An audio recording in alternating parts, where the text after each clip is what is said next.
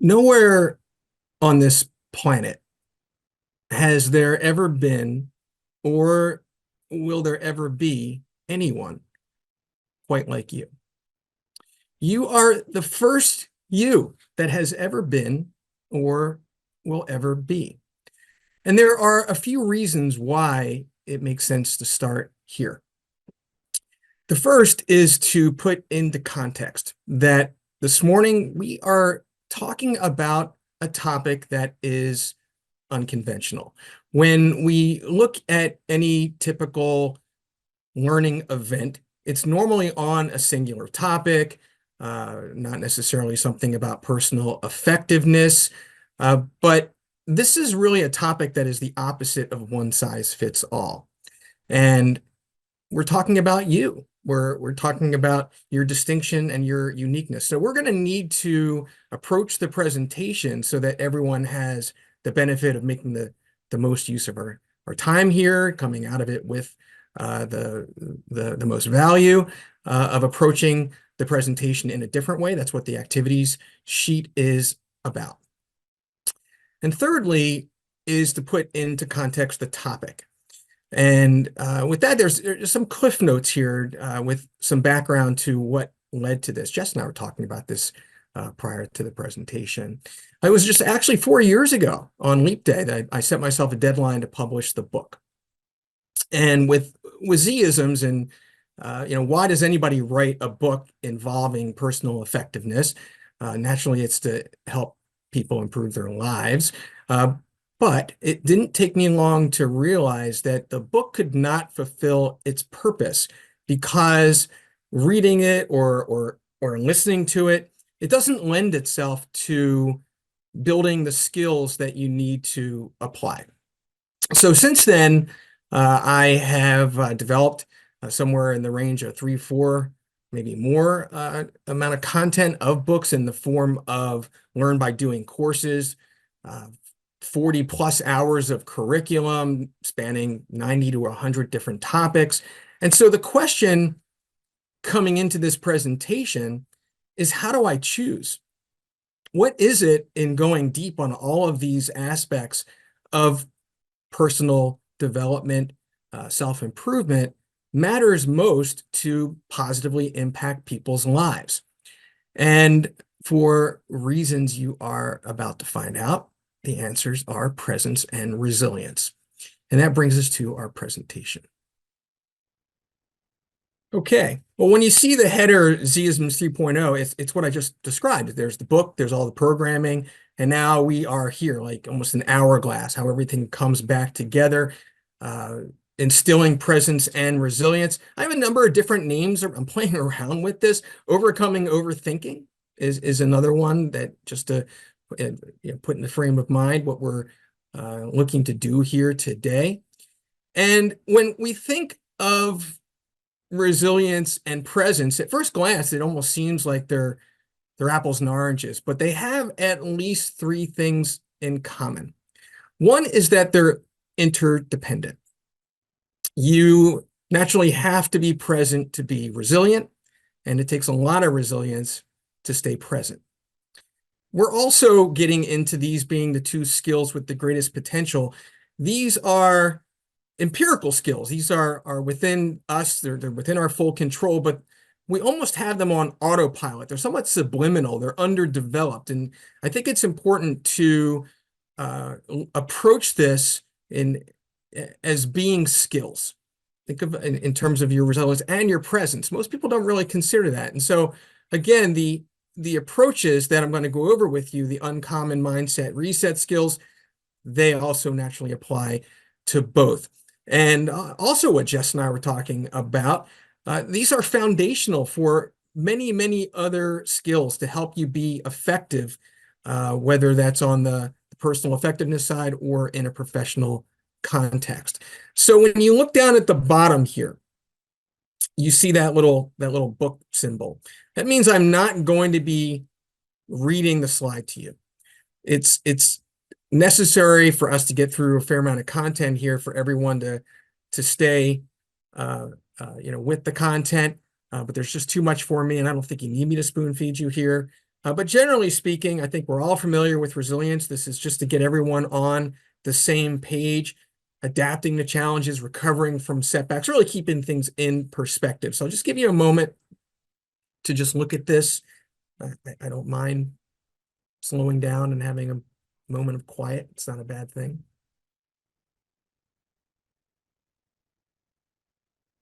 Okay.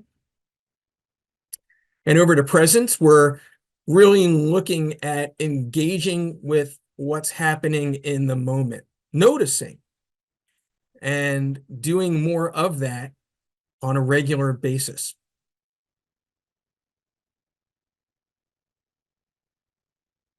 Okay.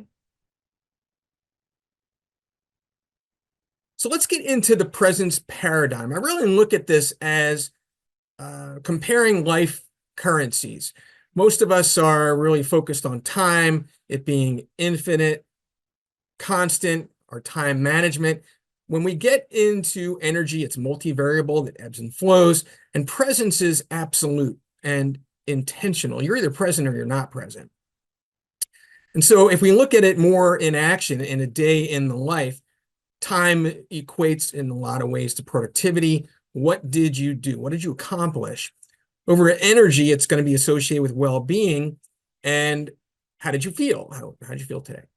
And then over to presence, it's really a lot about enrichment. What did you notice? What did you experience? And so I want to separate these and naturally break presence out as a way of approaching your days, intermingling these, but having presence be a bigger part of your effort. And mainly because, and maybe you've thought of this too, but I really believe that lacking presence, being non-present, is one of the greatest sources, if not the greatest cause of unhappiness. And people don't realize how unpresent they are.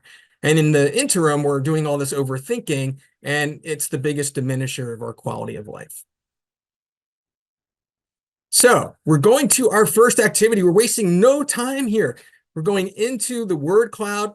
I'd like you to look at the screen, pick 3 words, don't overthink it, boom, boom, boom, and put them into the chat. Jess is going to read off some of what people are putting in, and we're going to move through this fairly quickly. And just to help bring some of these out, and we'll get into happiness in a little bit. Okay. So you have your 3 words, put those in.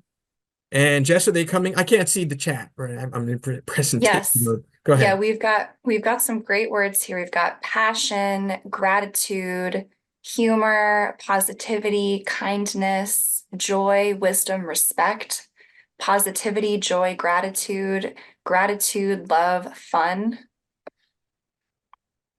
Perfect. joy, Now, humor, gratitude. there's part 2. Part 2 here is really where we're headed, why this is so important. What do all of these words, what we're looking at as experiences, what do they all have in common? What do they all have in common? And again, I want to take pause here and really dedicate a few moments for you to think that through. What does everything here have in common? Yes, they're among the greatest joys in life, but it's more than that. Anyone have any thoughts? Go ahead and put that in the chat, Jess, if anything's coming in. Feel free.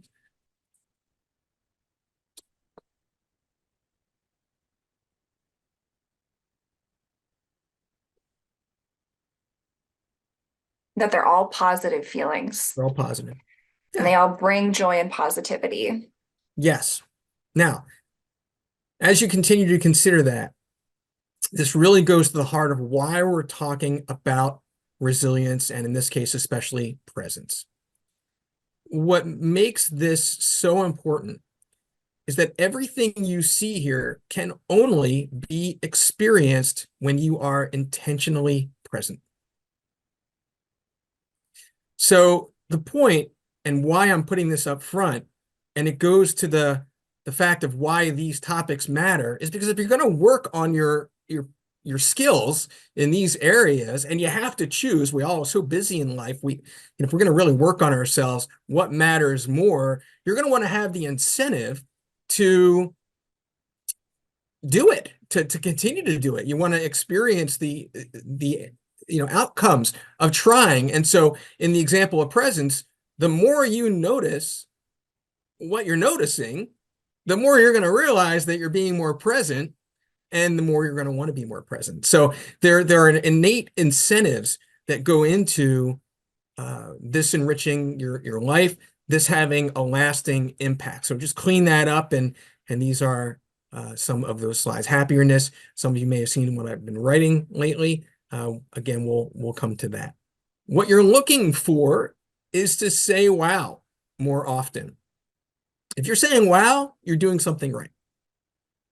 So now let's get to the making this matter. What I spoke to in the beginning, how we have to approach this. We're dealing with atypical content. We're not looking at singular topics and best practices. We are really going a mile wide that we have to go in order to get our arms around everything here, rather than a mile deep.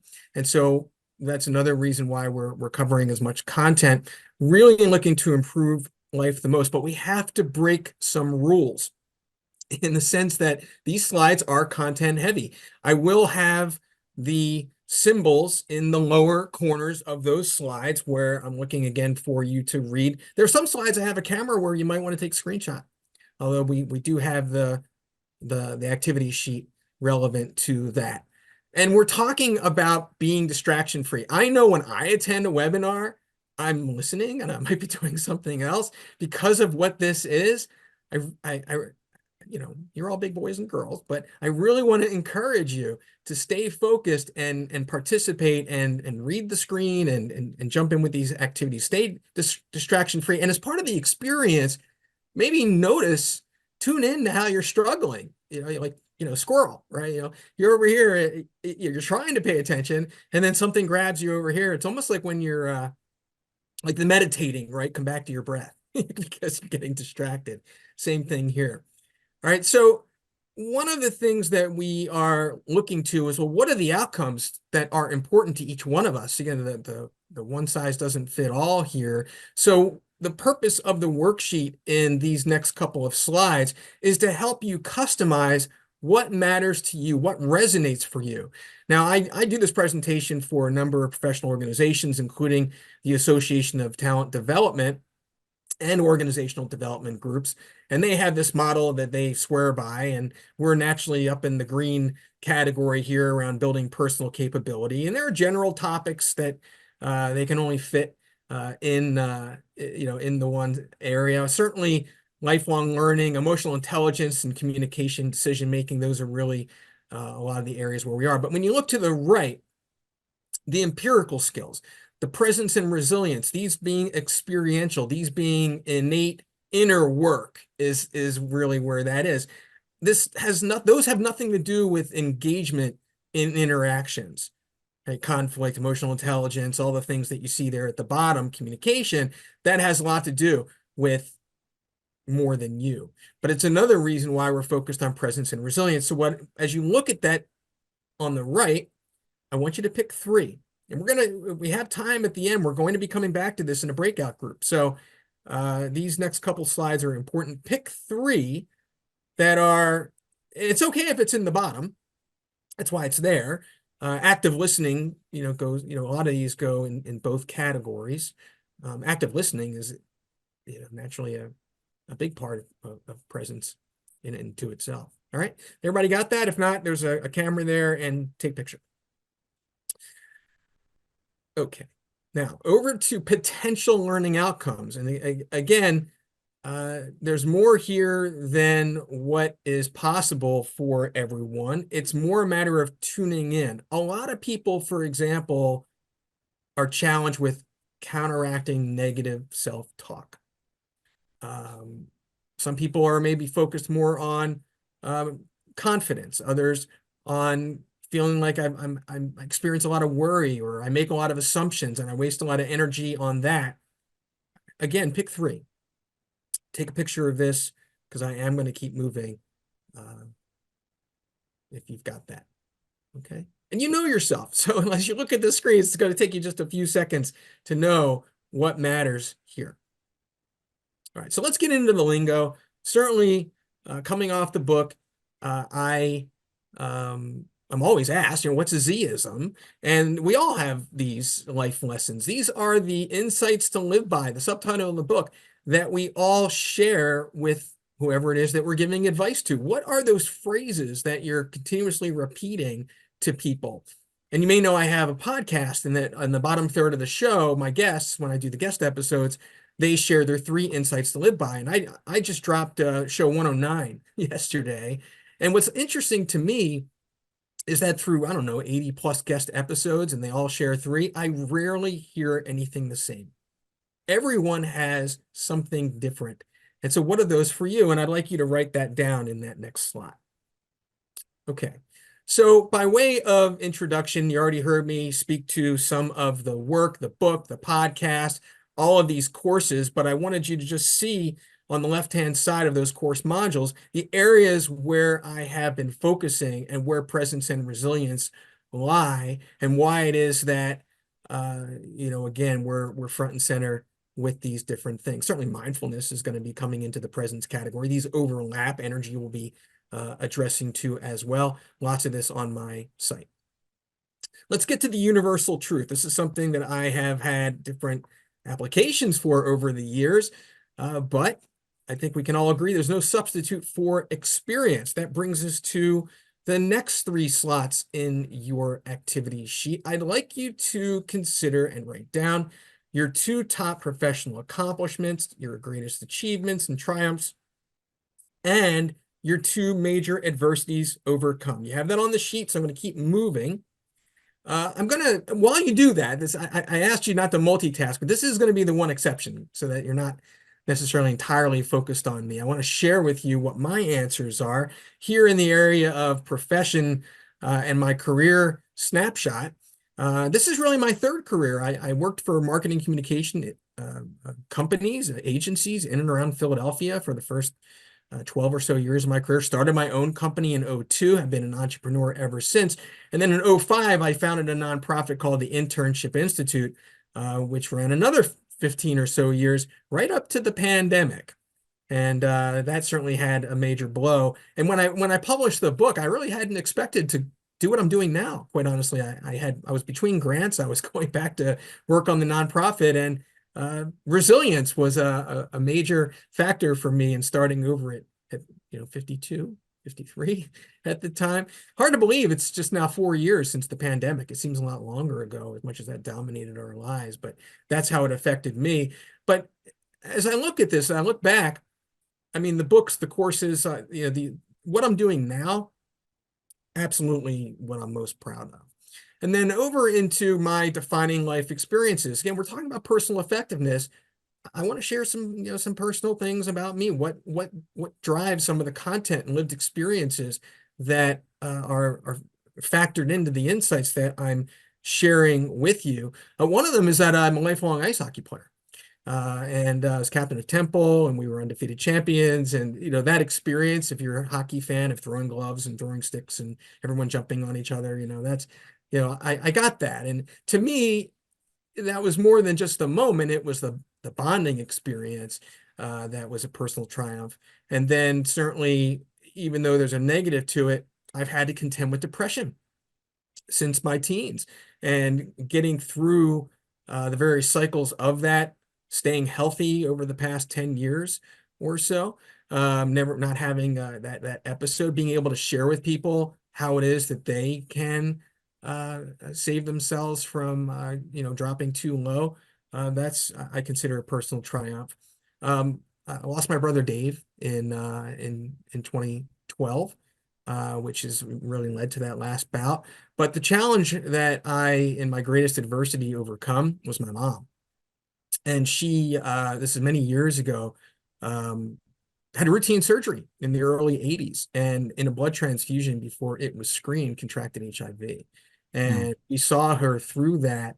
There's no cocktails or anything back then, for 10, 12 years. So she passed in 96. I haven't spoken about any of this, certainly not my depression. All these things were very private until I published the book. And then I felt a responsibility to really be out and about, especially with the pandemic, to normalize the conversation. But those are my challenges. And then when under that next section, you see the real photo of you. I'd like you to consider a photograph in and around your identity that you can think of that really is the essence of who you are, and be present with it. And when I was training for ice hockey in my youth, I was in Northern Ontario at a hockey camp. Naturally, not on the ice all the time. I was doing a lot of water skiing. It got to the point where we did a barefoot pyramid. Here, what you're seeing is about 50 to 55 miles an hour on water, double length rope to get back from the turbulence of the boat. But that look on my face, like my hair screaming, and just that, that kid is still in me. And I like to reconnect with that. And I really encourage you guys in your own identity to do the same. So as we get into our framework, three pursuits for happiness, our themes, the filters that shape reality as challenges, our forces of distraction being the problems, then the solutions around the mindset reset skills. And then we're going to go back and talk about the facets of an enriched life. Everybody take a breath. Are you okay? So, three pursuits for happiness. If there's any slide in the entire presentation, if you remembered nothing else, this is that slide. This is the 10,000-foot view takeaway. It's to keep things in perspective. It's to be present, and it's to stay purposeful, to be intentional. And these are not on a level playing field. What you'll find, where we'll spend a good bit of time about keeping things in perspective, is that you have to do that in order to be present. Presence is the anchor experience here, but then you have to be present in order to be intentional, in order to experience those moments in life that was in the word cloud. Okay. At the bottom of page 1, you see for discussion. That is the breakout that we're going to be doing toward the end. I'm going to try and keep an eye on time that we can share some of those in small groups later. So we'll be moving to page 2 of the worksheet in a few minutes. Now, the filters that shape reality: perception, mood health, and the superego. There we're talking about your inner critic. So let's go into perception. Perception having a lot of moving parts. This slide, if there's any slide where I can point back to what I still use from what I learned in college, it would be here. This is the sender receiver feedback model you guys may have heard. Some of you may have heard that we had 60 to 70,000 thoughts a day. It's wrong. It's actually a stat that got out there that never could be pulled back. It's more like 6,000 during waking hours. That's still 6+ a minute. And so we have to recognize how our brains are wired, what's happening there. For me, I talk about having man brain. I can't do two things at once. And so that model that you see there is really, one ball can drop at a time. Being focused, being present, being able to truly comprehend what's happening. And in this way, in and around perception, it kind of gets a bit into conflict management, because we have these interactions that you see that illustration at the bottom, all these thoughts going through our heads as we're speaking to one another, and we're not going to get it all right. And so in this case, we might think that we're right about something. Both people might think you're right about something. That doesn't mean either of you are wrong. So perception, just on a broad sense, this is a reader slide, and to put into context, we've got the macro and the micro, right? All these things that we're familiar with in the macro that shape us. This is really the nature versus nurture slide of what colors our world. And then we have the micro, how our brain works. And just because something feels real doesn't make it true. We have these sensory distractions where we're really listening at any given times. There's interpersonal distortions, body language, things happening under the surface. It's a lot of moving parts. And it's important to put this into perspective, because this is a constant. And it's a challenge with us in and around our resilience and our presence. Now, I mentioned active listening, and it's kind of it's a little bit of a sore subject, because I feel the same way. Like when I hear about active listening, it almost takes me back to grade school. And I don't think anybody likes to be told to be a better listener, but you're really looking at it on a skill continuum, right? A lot of us have this passive, we've got all these things going on, these moving parts, we're distracted. Other times we're active and engaged. And then we have those times where we actually give it our all. We're focused, we're in a mindfulness mode. And we are about to put you to the test with an activity that I would like you to really get in the headspace of staying focused, because this happens really fast. This sounds like a joke, but it's not. All right, so follow the screen here as we look at perception in action. So let's say that there are 3 travelers and that you are one of them. And you're moving along in your Beacon Mobile here as you're treading, and you decide that you have to stop for the night. You're looking for a restful motel. You look up, where is the best place to go? And you found it. It's right there at the top of the category. The innkeeper named Norman, he says to you, the room is $30. So each of you, just to keep it even money, you take $10 out of your pocket, you hand it over to Norman, and you go on your way. But not long then after, realizes that he overcharged you. And he talks to the bellhop and says, you need to refund these people $5. So the bellhop, takes their $5 bills and then decides that, these travelers didn't tip me. So they're not going to be the wiser. This bellhop pockets $2. And so we're talking about even money. The bellhop goes back, returns $1 to each one of the travelers. They pay 10, they got 1 back. 3 times 9 obviously is 27. The bellhop pocketed 2. That's only 29. What happened to the other $1?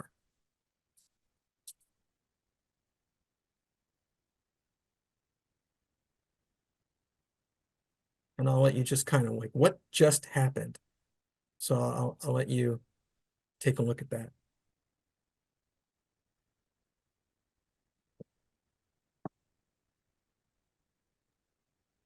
All right. Now, this is in the book, and I have some fun with this because I've known this for years. I actually talk about it in the perception chapter, and then I don't give the answer until late in the book.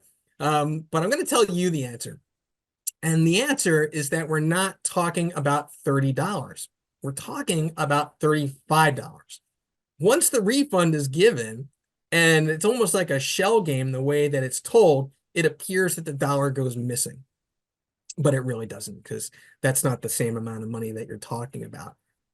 But the illustrated point here is that even though I had a little fun with you, I cheated a little bit, it's easy to miss something, even when you're concentrating your hardest to get it right. And I think it's important for everyone to keep that in mind. So thanks for playing along there. All right, this is also sourced from the book, and this is on your activity sheet. We're doing a perception snapshot, very simply. Go down, and maybe you have other categories on the left-hand side. These are just the general ones. But without giving it hardly any thought, go down and give it a positive or negative.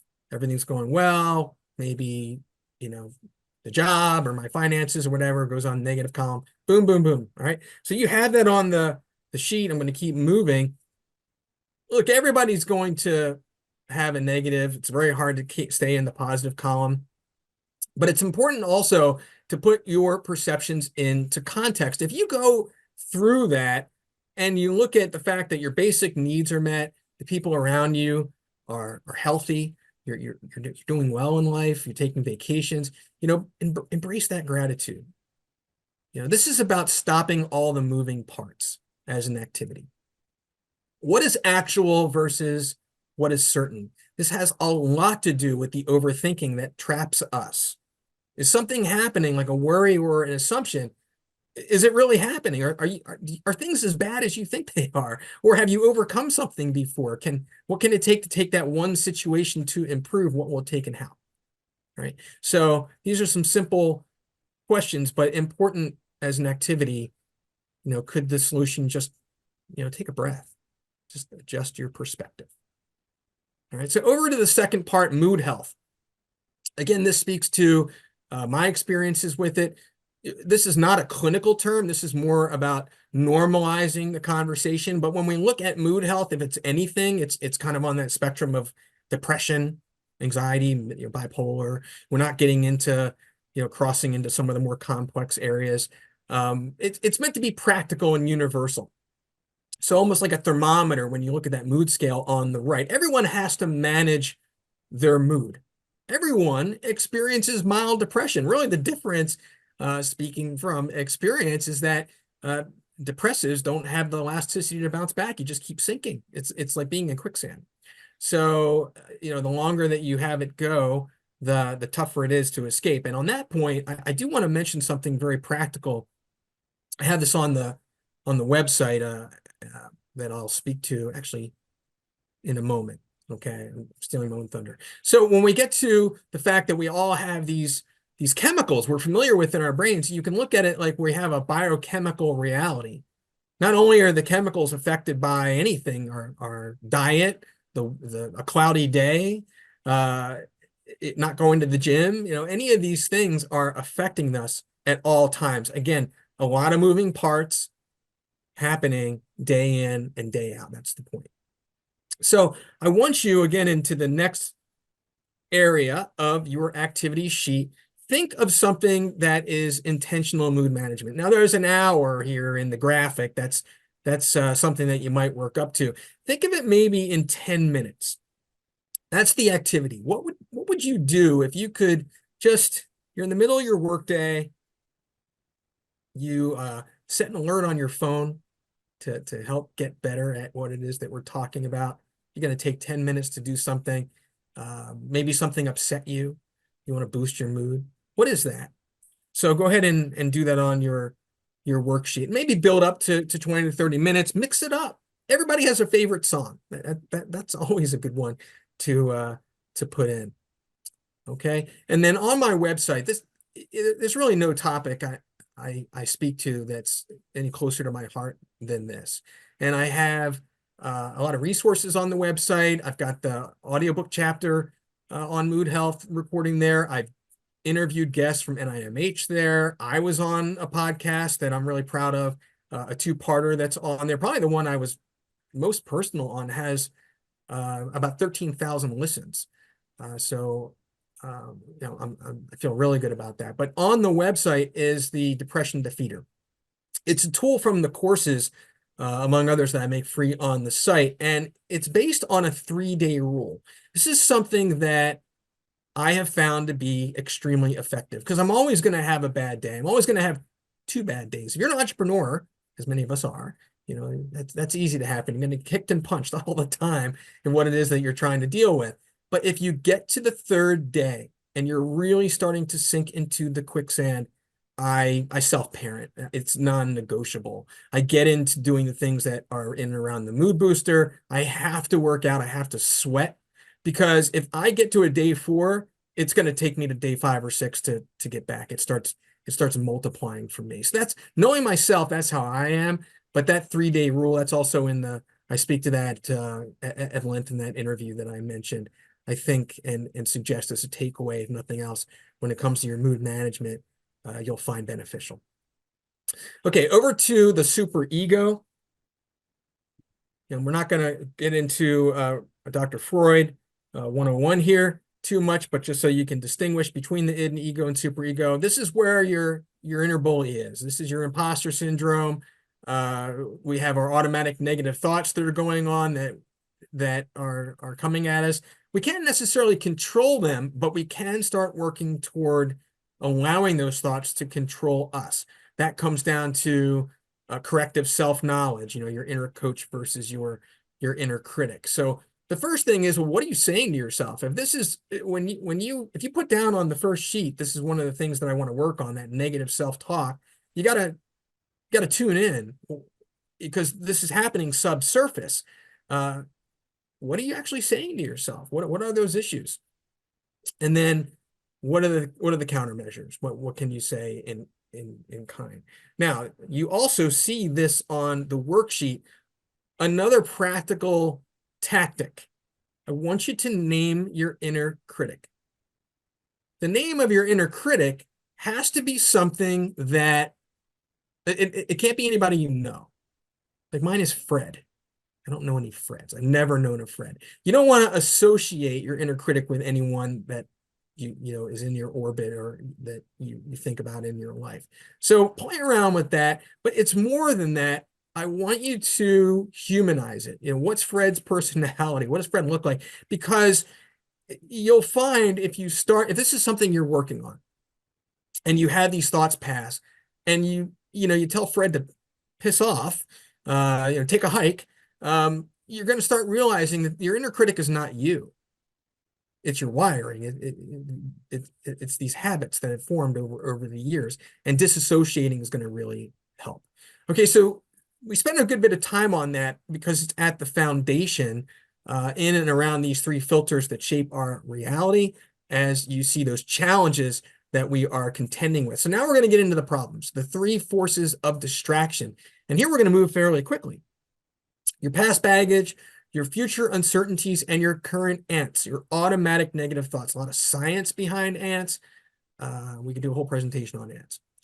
So we get to move really quickly here now, okay? In and around your past baggage, we all maybe have these various things that we deal with. As you look at the screen, if you identify with one or two, put them down. What are some of these things that are maybe weighing you down in and around your past baggage? Okay, grief is something else. All right, we all know grief has a certain healthy, natural process to it. But if you are beyond that process, if you're cycling through grief, that's something different.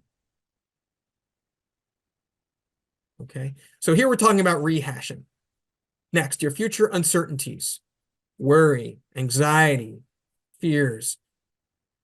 Through those assumptions, we have phantom conversations. This is kind of where jealousy lives also. You a jealous person? Anybody? Don't tell me. So same thing. Pick two. Okay. Now we talked about typical negative thoughts. You may have already started thinking through those in terms of if you deal with an inner critic, what are some of the things that you were saying to yourself? You can put those there. Maybe you have all blanks here. If you have all blanks, that's great. But the whole point is if we're working at this in this area of resilience in relation to presence, and this applies to you, this is essential. Okay. This is about pre-hashing. Now, over to our automatic negative thoughts, our inner critic. Negativity bias, again, there's a lot on this in and around our cognitive distortions, pessimism versus optimism. Happiness we're talking about is optimism in real time. It's a little bit of a clue about that. But we ruminate.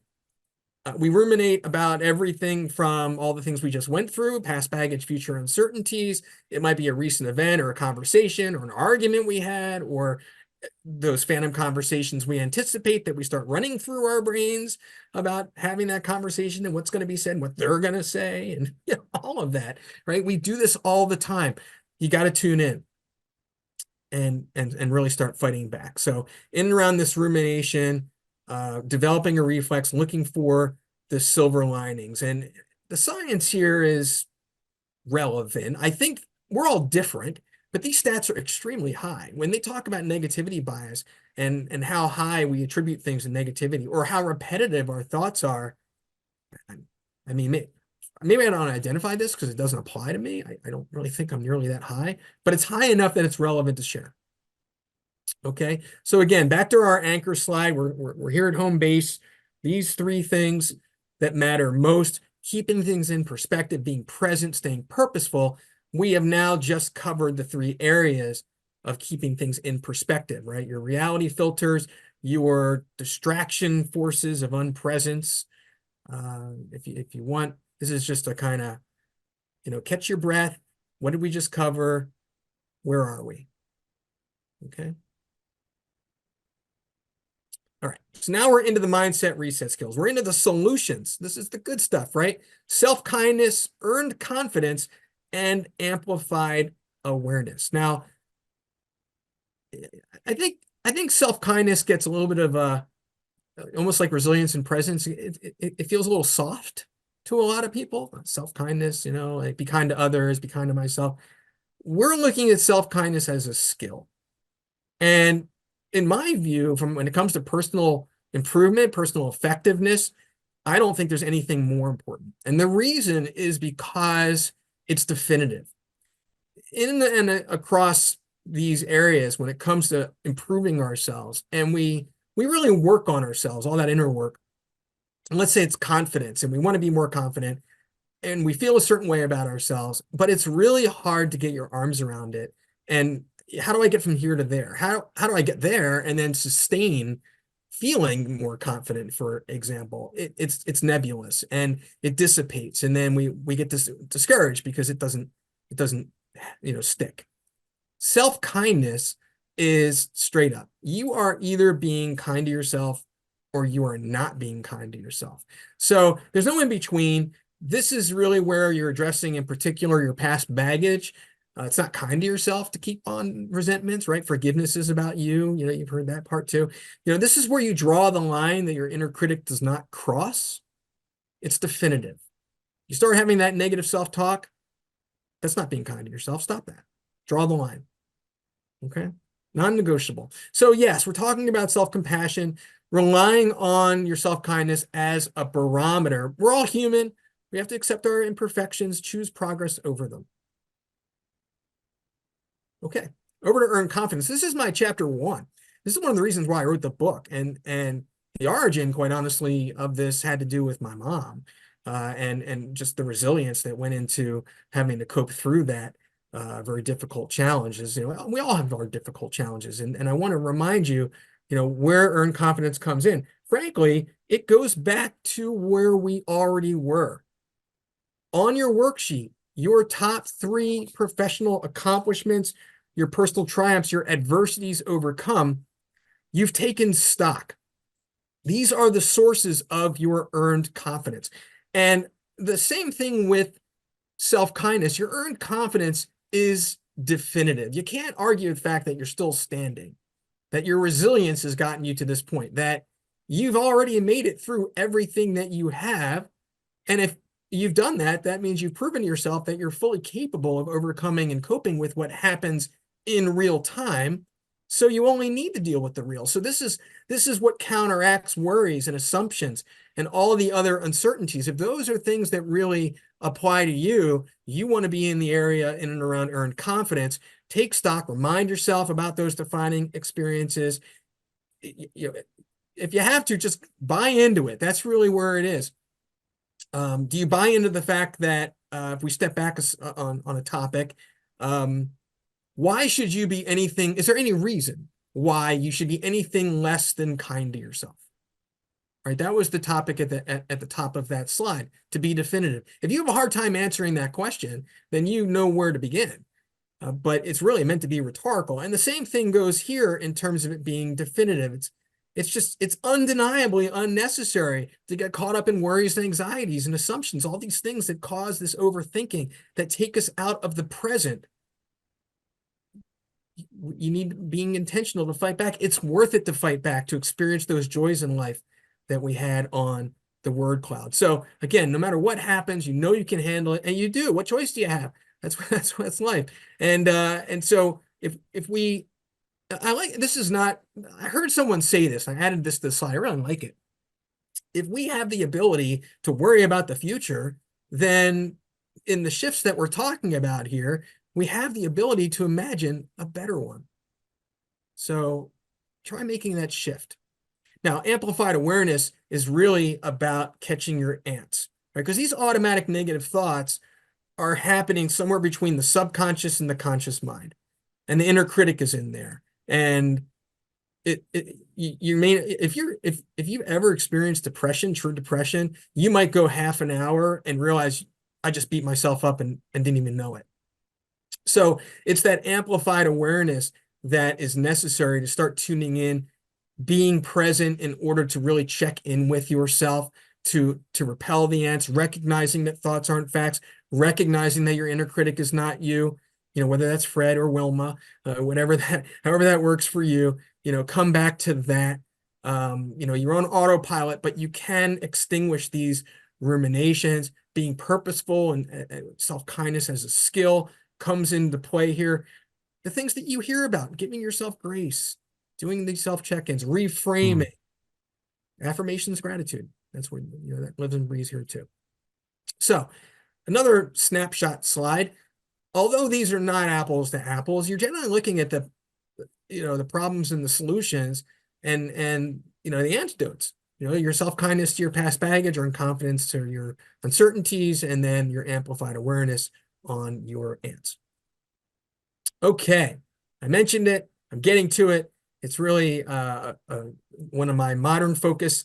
Happiness was not in the book. It's evolved since then. It is now the premier mindset in and around being intentionally present, really combining presence and resilience by choosing to embrace the bright side of every situation. Where are the silver linings? They might not be in the moment if you're really having a rough time with something, but in hindsight, you can find it. So it combines resilience in applied optimism. Eventually, you might say, "So I've got that going for me." And here is it's a read slide. You can take a snapshot of this. These are the themes we're going to be speaking to in the next section. It's one of those moments I'll just take pause.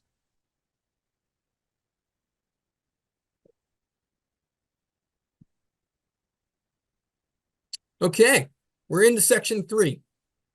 Self-care and prevention. These are the facets of an enriched life.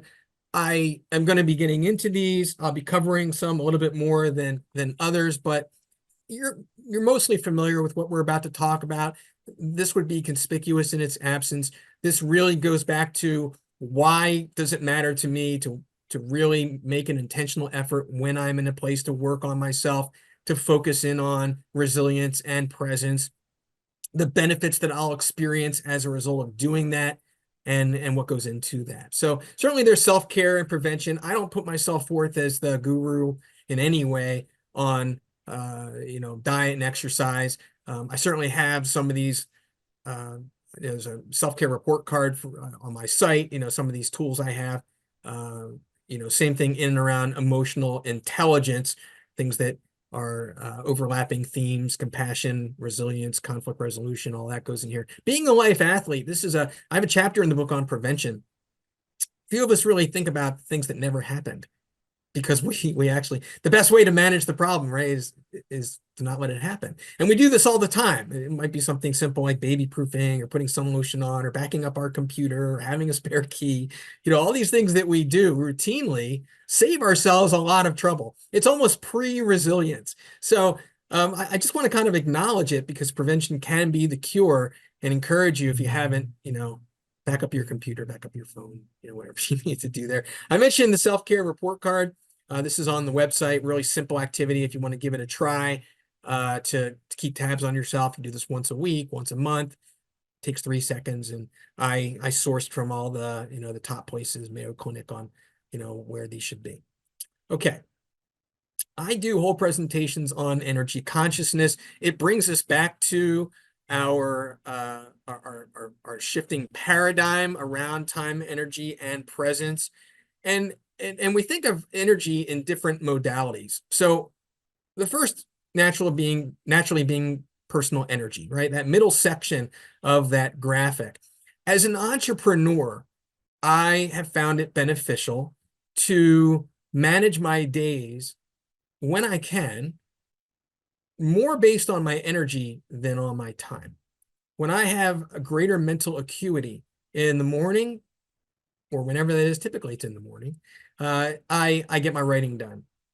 The finances get done. If I am in the afternoon and I'm finding the writing a sentence gets harder and harder, I do work at home. I know the laundry has to get done, or I could do lighter work on LinkedIn or anything like that. So if you have some control over your day, when the tail's not wagging the dog, see if you can approach it through the energy modality of how you manage your time, how productive you are with that time, by approaching it with an energy mindset. Okay. We have interpersonal energy. I get a little preachy with this one. We have to realize that we affect one another, and we all have a responsibility for how we affect one another, and maintaining boundaries. It's not just about you and how you affect someone else. It's the fact that recognizing that they are also affecting you. And being mindful of that, being present with that, because I think we can all agree that uh, not being present in and around this topic can have a dramatic effect on our days and on our moods, and absorbing someone else's negative energy. So I think it's important to recognize this. You've heard the notion of upgrading your tribe and the 5 people you spend the most time with. If someone's really a big drain on you, consider whether you need to insulate that or find a better friend.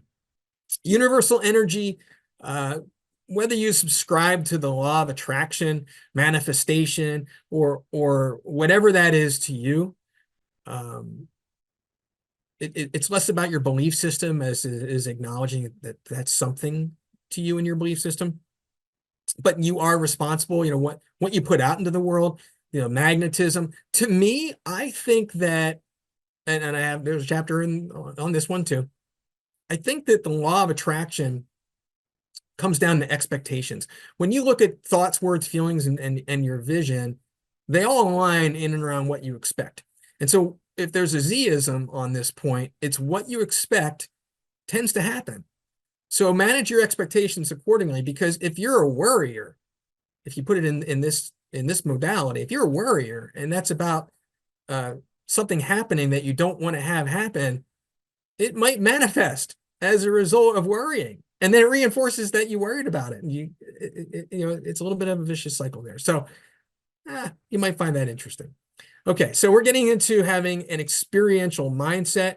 We're all familiar with mindfulness and what that involves, a lot in and around presence. Meditation certainly is going to come into this area. Some of the things that are in your mood hour or 10 minutes should involve something that involves mindfulness, gratitude. There's a little hack around gratitude I like to speak to. It's a gratitude converter of have and get, because we all have these routine things that we do in life. I have to go to the pharmacy. I have to go to the food store. Substitute, when you hear yourself say that, substitute get. I get to go to the pharmacy. They've got something that's going to make me feel better. I get to go to the food store. It's right around the corner. I'm looking forward to having dinner with that tonight. So it's a small adjustment, but it's got a big reward to it.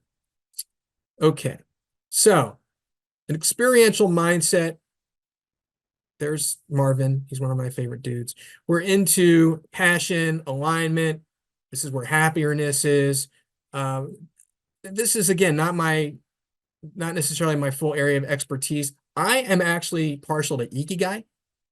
If you're not familiar with Ikigai, the Japanese 2,000 years, this is kind of how my brain works in these Venn diagrams. It's just a good framework. If you're in a zone of working on yourself and trying to get clarity about things, and you want a visual and something that doesn't need to go too deep in order to start getting some clarity around, I think you'll find that beneficial. Okay, I'm just doing a time check here, because we're going to do an activity that involves a force of nature. It's something a little different, but it is a lot about presence. It involves standing up.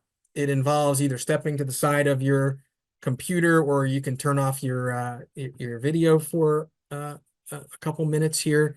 And it really is about applying presence to all of these different things that we spoke to. Anybody know who this is? Any quick guesses?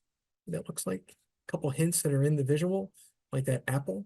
That's Sir Isaac Newton.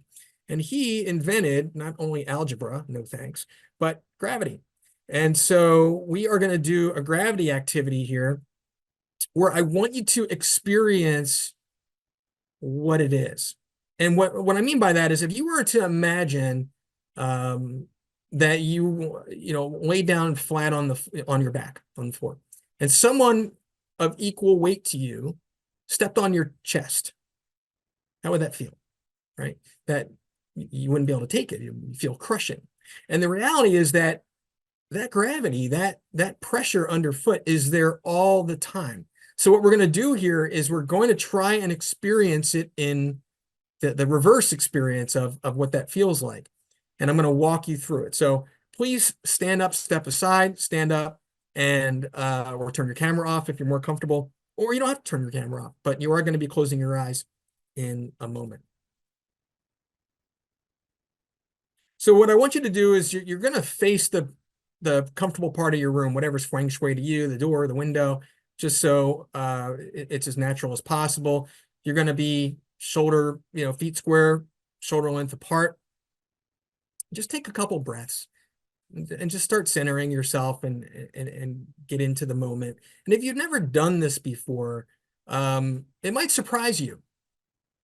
And what I want you to do now is really tune in to what you're feeling specifically underfoot. I want you to try and connect with the full force of gravity.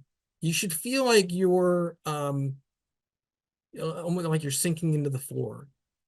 And I'm just going to be quiet here. You can close your eyes, not close your eyes, don't lose your balance. And as you really tune into that feeling, once you really have it, once you really feel like you can't be moved, that's how you're not crouching, but you're really locking into this. Imagine that you've got roots growing underfoot, that you're literally treeing your way into the ground. You are a tree.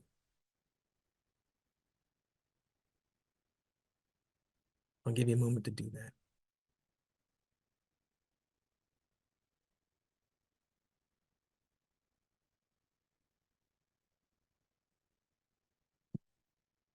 Now, once you have it, and you'll know if you have it, just take a few breaths, think of something you're grateful for, release it into the cosmos, come sit back down, turn the camera back on, and we'll keep going.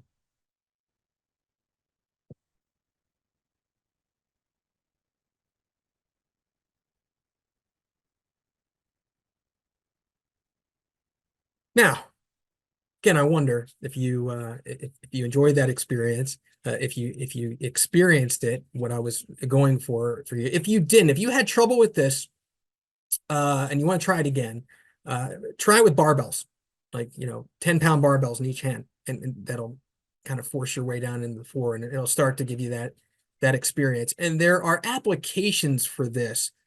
One of which is it's an activity that you can start practicing that's going to help you tune into the present, literally grounding you in the present.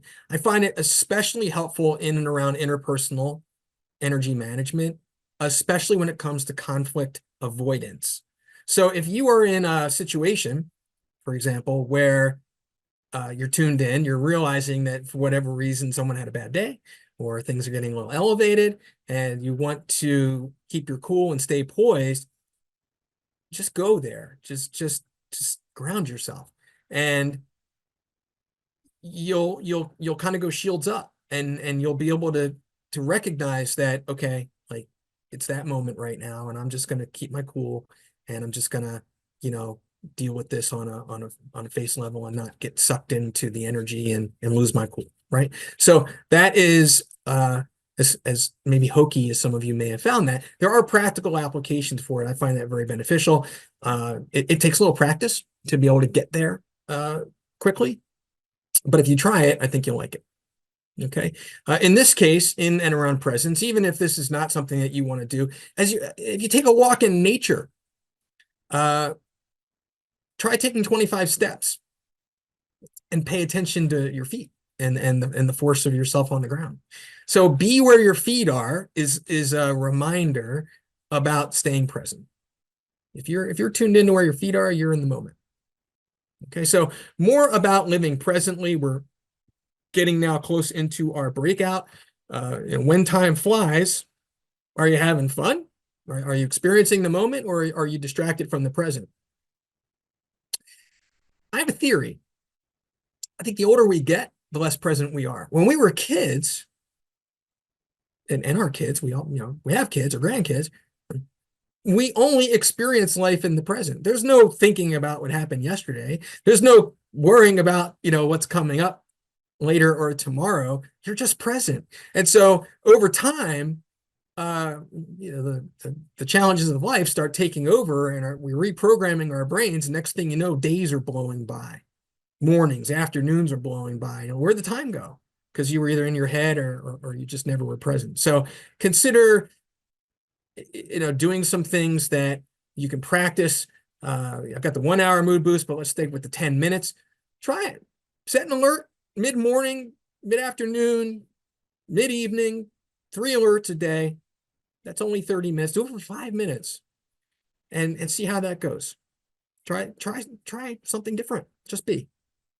Okay, so reminder of the relationship to happiness and being more present and shifting the paradigm. Okay, and back to our anchor slide. So as we now look at the master slide, this is everything that we just covered. You could take a picture of this if you'd like, as a reminder for yourself, putting things in perspective, recognizing all the moving parts in and around perception, our biochemical reality, our inner critic always in our, chirping at us, on and on. Okay, so we're revisiting now our potential learning outcomes. Somewhere on the worksheet, you up front referenced what it is that you wanted out of this presentation. We're tuning back into that. I'd like you to consider, how'd I do? Did I tune in? Did I align what I heard and what I want to apply with the things that matter to me and what it is that I'm working on, things that I'm experiencing. And so to that end, let's look at some of the transformative work, the things that we spoke to that are really practical around gaining more self-discovery and clarity. If you're working on, I'm just going to bring these down. If you're working on being clearer, and if you're doing that inner work, you want to revisit, what do I have some skews around my perception and mood health, the things that you see on the screen. This is a read snapshot slide, but I'm just going to acknowledge some of those. But what are your opportunity areas? And you could take a perception snapshot anytime. I encourage you to visit the website to check out the mood health resources, on and on. All right. Be prescriptive, self-parent. There are times when maybe things for yourself are non-negotiable. That's how you get yourself to do this. So more prescriptive activities that we covered around your inner critic and inner coach, that might be of area to you, your mood health booster, mindfulness in there, what we just did, gratitude, shifting the paradigm, right? Honing your happiness reflex. There's always a bright side. So strive for more wow. Okay, now we are at our breakout. Jess is going to put us in groups of 3. Let me just see here. Jess, I aimed for 9:15. I made it by 2 minutes. And this is on your worksheet as well, okay? So we want this in small groups because it's somewhat intimate. We're just going to do 7 minutes. And that's about 2 minutes each with a little bit of cushion, just to share with one another. You don't have to share them all, but what was a learning outcome? What was a skill, action, and one of these activities that you see yourself doing? This is kind of keeping yourself and one another accountable. All right, so just take us away, and we'll see you in a few minutes, guys. Okay. Excellent. Welcome back, everybody. I'm curious, if not now or afterwards, or if it's just to Jess, I'd love to hear what anyone thought of the breakout. I do have a concern as to whether some of this is too personal. I want to keep them, that's why I want to keep them in groups of 3. I mean, you have to do 4, do 4, but that people are comfortable sharing some of this more inner work with themselves. And I'm trying to refine my breakouts to be, obviously I want everyone to have a great experience. So if you have any feedback on that, particularly if there are ways to improve, I'm all ears and welcome that. Okay. All right. So wrapping up here and just, sharing some things. I can't recall if I mentioned this. The book's free.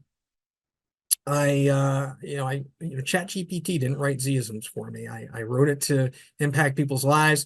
I don't want to catch cobwebs. It's 4 years now, this coming week, that I published the ebook.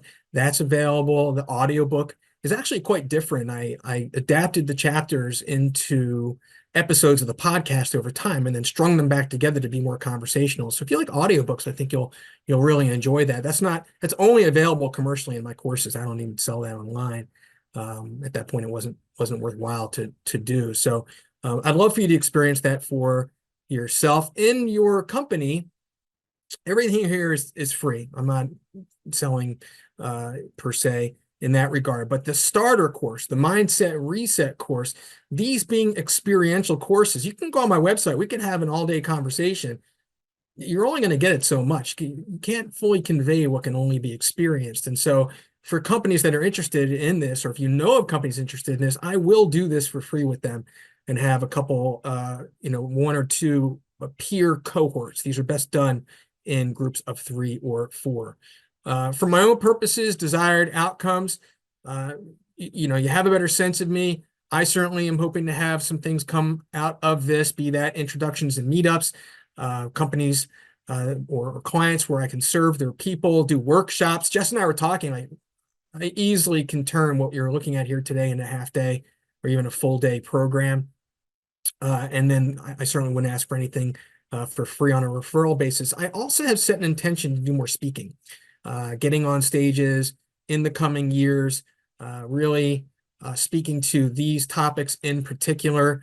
Burnout is another one. Extinguishing burnout has kind of come to the forefront as well. Still talking to a lot of these uh, uh, topics. It's just going more a mile deep than wide. And then we have, again, not to overstate the fact, but recognizing that when it comes to presence, resilience, earned confidence, self-kindness, what I want you to come away from this is that these are skills to hone.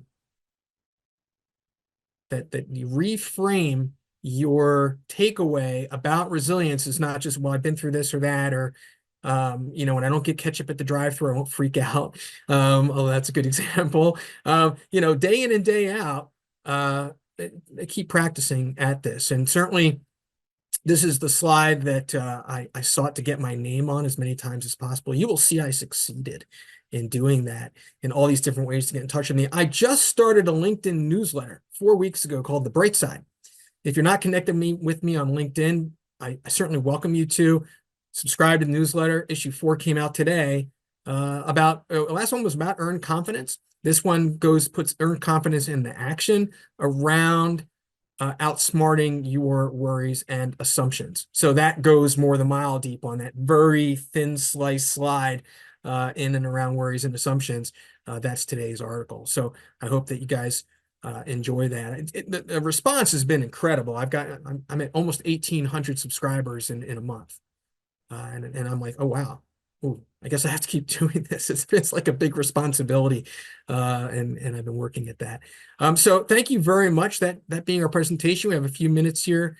If anybody wants to open the floor to any questions or comments, or we can just wrap up. Beacon is the premier executive networking organization serving the Mid-Atlantic region. To learn more, go to beaconforlife.org.